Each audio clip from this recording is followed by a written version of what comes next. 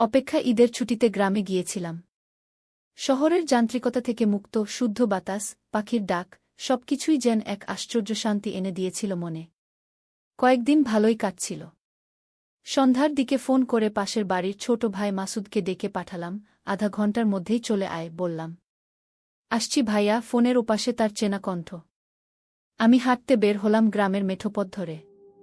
চারপাশে থমথমে নিস্তব্ধতা। মাঝে মাঝে ঝিঙি পোকা ডাকছে, দূরে কুকুরের হালকা ঘেউ ঘেউ। হঠাৎ দেখি একটা পুরনো বটগাছের নিচে এক বাচ্চা ছেলে দাঁড়িয়ে। বয়স বড়জোর 10 কি 11।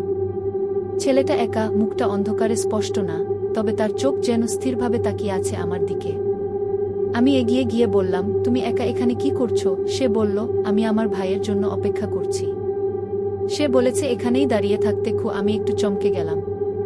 তোমার ভাইকে? সে কাঁপা গলায় বলল, ওর নাম রাজু। ও বলেছে সে ডাক্তারদের সাথে কোথাও যাবে, আমাকে নিতে আসবে। কথাগুলো কেমন অদ্ভুত লাগছিল, যেন একটা রিহার্সড ডায়লগ। আমি জিজ্ঞেস করলাম, তোমার নাম কি? সে ধীরে বলল, নাহিদ। কি ঠিক তখনই পেছন থেকে মাসুদের গলা। ভাইয়া, কার সাথে কথা বলছেন? ঘাড় ঘুরিয়ে দেখি মাসুদ দাঁড়িয়ে, হাতে একটা লণ্ঠন। তার মুখে বিস্ময়। আমি বললাম, এই ছেলেটা নাহিদ। ও বলছে ভাইয়ের জন্য অপেক্ষা করছে। কি? কোথায় ছেলেটা? মাসুদ বলল।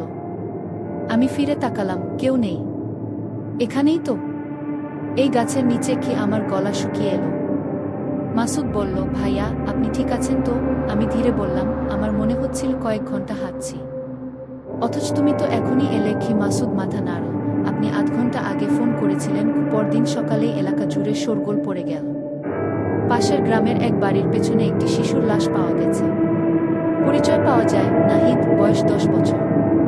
কিছুদিন আগে নিখোঁজ হয়েছিল। ঘন জঙ্গলের ভেতরে, চোখ দুটো নেই, বুকে কাটা দাগ। পাশেই পড়েছিল একটা মোবাইল গেম খেলার যন্ত্র, স্মার্টফোন। পুলিশ তদন্তে নামে।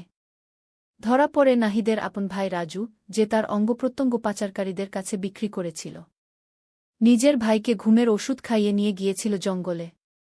সে বলেছিল, ওকে বলেছিলাম এখানেই অপেক্ষা করতে। শেষ কথা আমি আজও ভাবি, সেদিন সন্ধ্যায় যার সাথে দেখা হয়েছিল, সে কি আসলেই নাহিদ? সে কি এখনও অপেক্ষা করে ভাইয়ের জন্য? নাকি আমাকেই কিছু বলতে এসেছিল?